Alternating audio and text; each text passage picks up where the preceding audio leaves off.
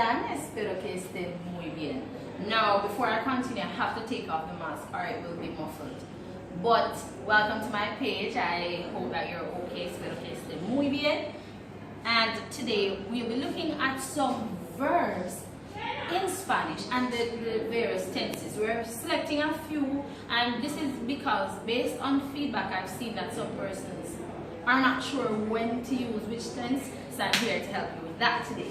So for the present tense, there's already a video here on YouTube, on my channel, teaching you how to conjugate regular AR verbs, and there's one teaching you how to conjugate ER and IR verbs. So you can check that out. So I'm not going to spend a lot of time on the present tense, just going to review the pronouns, and we're going to look at when do you use the present tense. So you might ask, ¿cuándo debo usar the present tense? When do I need to use the present tense? And that is when you're doing something in the present. So if you say I eat, that's the present tense. I cook, that's the present tense. But the pronouns, let's look at them. So yo refers to I, when you're talking about yourself. Tú refers to you, and if that person is a friend and it's singular. Él, he, ella, she, usted, you, polite. So if you're talking to one person that you just met, a teacher, from it's a polite form, you're going to use usted. Nosotros, we, that includes yourself. Ellos, they, it can be boys only, a group of boys only, or if it's a group that includes boys and girls, then it's ellos. But if it's a group of girls only, ellas. And ustedes means you all. So why am I telling you this? Because this will help you to decide which ending you should use.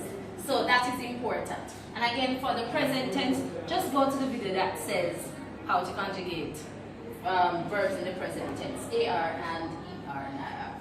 Now, the present continuous. So you're gonna ask, didn't we just speak about the present tense? Yes. But the present continuous tells us what we are doing. It's in the present, but it's over a period of time. So, estoy bailando, I am dancing, because I'm doing it over a period of time. I am talking or speaking to you. I'm doing it in the present tense, but it's over a period of time. So there's a difference between yo hablo, which is the present tense, I speak, but if I'm speaking, estoy hablando.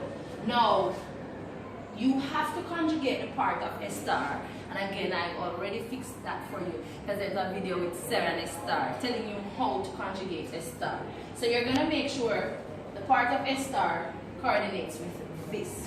So once a verb, for example, ends with AR. So for example, hablar, that's the verb, to speak. You're going to take off the AR and you're going to add ANDO. So it becomes hablando. But you can't just walk up and say speaking. No, you need to say estoy hablando or yo estoy hablando. Let me put it here so it looks. So I'm speaking. Yo estoy hablando. So why you see the ANDO? It's because you're going to take off the AR and add ANDO. And you have to use a part of estar. Now, if we wanted to say eating, the verb is what? Comer. Muy bien. So, here we are going to COMER. We take off the ER and we add IENDO. But this by itself just means eating. Eating chicken and chips. No, you want to say I am eating. Estoy comiendo pollo frito y papas fritas, or estoy comiendo arroz, whatever you're doing. Or it's not just estoy, that's as if I am doing it, but what if we are doing it? We're going to say estamos comiendo arroz, or nosotros estamos comiendo arroz. Muy bien. I'm looking for this to erase the board. Okay. Vamos a continuar. So when do we use the present continuous? When we're doing something in the present, but it's over a period of time. So those words that end with ing, like cooking, dancing, singing, you need to go here. Now, sometimes we have to visit the past to know what you're doing. So Benaki, come a little closer, Benaki. So we're focusing on the preterite tense. So preterite and imperfect. These are two forms of past tense. Preterite. When do we use the preterite? Okay, we're gonna use the preterite tense when an action is completed in the past. So for example, I jumped. So I just jumped and that action is in the past, but it's a single completed action. Now, if I say when I was younger, I used to jump, then we need the imperfect tense. So one is a single completed action in the past, and one speaks about actions that are done over a period of time in the past. So if I said last night, so words like anoche helps you to know that you should use the preterite tense. Anoche, la semana pasada. If the time is specific, then it is the preterite tense. So for AR verbs, you are going to take off the AR, and for I, you'll add A. For you, aste, then O, amos, Aaron, Aaron, Aaron. For ER and IR, it's going to be E. So, as you can see, these are the endings for the preterite. So as I said, for the ER and IR is E, is the IO, accent over the O. And so remember your accents. They play a very important role in pronunciation. And for us to know which tense you're using. So emos, ieron, ieron, ieron. Alright, for imperfect, these are the endings. Aba, abas, aba, aba, aba. And there's an accent here, so it's abamos, aban, aban, aban. For ER and IR, and if it seems as if it's going a little fast, you can pause it or you can rewind and listen somewhere. So for ER and IR, it's ia, ias, ia, ia, ia, iamos, ian, ian, ian. And you're oh, pay attention to this because all of these have an accent. So that is important.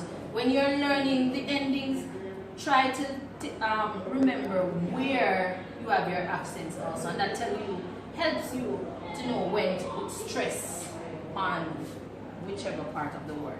Alright, and before I go, when we're talking about accents, I want you to remember, when you're stressing something, you can either do this has helped you, use your finger and do this and push it down. So, comi pollo frito, I ate fried chicken. You can tip. So let me show you that I'm actually tipping. So if you want to tip, tip. So you say comi or do something that helps you. You can bow your head. Don't worry about what others will think. You want to make sure you're putting the stress where it should be. Now, enough of the past tense. Let's go to the future. Vamos al futuro. And the future tense. Now for all of these so far, I've said to you, take off the ER, take off the AR, take off the IR. But guess what? So for the future tense, so we're now in the future. Now for the future tense, as I said before, we've been saying take off the AR, take off the ER, take off the IR. But for this, you're going to leave the verb in the infinitive, which means we're not taking off anything, but we're adding something. So if we're saying, I will eat chicken and chips, it becomes yo comeré. So the verb is comer, and for I go and add the E with the accent, and it becomes comeré. So you can tip comeré. Whatever it is that you want to say, yo comeré pollo frito. I will eat fried chicken. El viernes que viene, next week, anytime in the future. Now, something that is important, and I want you to remember this. When you are talking about the future tense, you don't have to find a word for will. Because once you have the verb to eat and you add the future tense, it now becomes I will eat. So if you add the ending for the future tense, it becomes I will eat. You don't have to find a word for will. Don't write I and then a word for will and then eat. No. So this says I will eat. One other way to make the future tense is to use ir plus a. and I'm going to make a separate video for that, so you'll see that in the next video. Now quickly, I'm going to put a sentence here and you're going to tell me below in the comments. I'm just going to write them quickly and you're going to tell me if you would put it in the present tense, past tense, future tense, and so I'm going to leave them below. And you can also create your own sentences because I want to see what you come up with.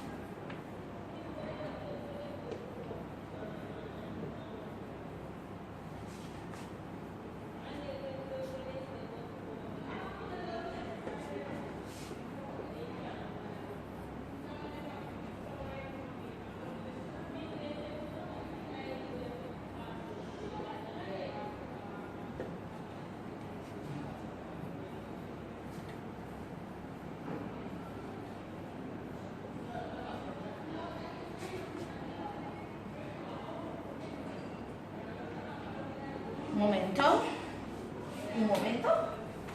Alright, so keep looking at the sentences. You can make a note of them.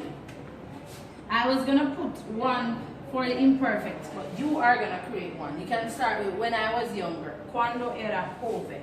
And I'm going to just do another one.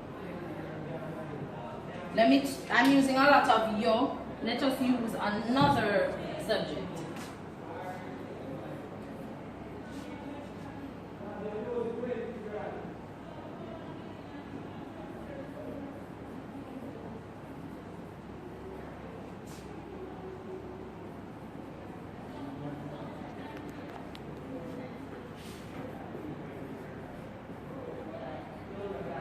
So these are some sentences that we're going to look at.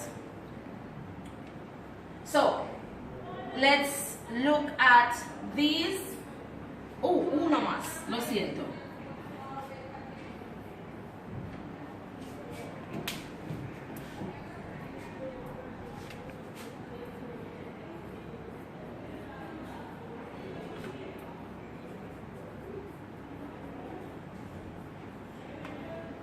Okay, so you're going to decide where this goes.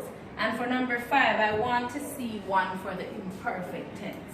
So you're going to put these, you're going to tell me if this is in the present tense, if it's in the past tense, future tense, and I want to see somebody come up with one for the imperfect tense. Now, take a moment, screenshot this so that you can see it, and let me just ensure that you can see what this is. Están cantando.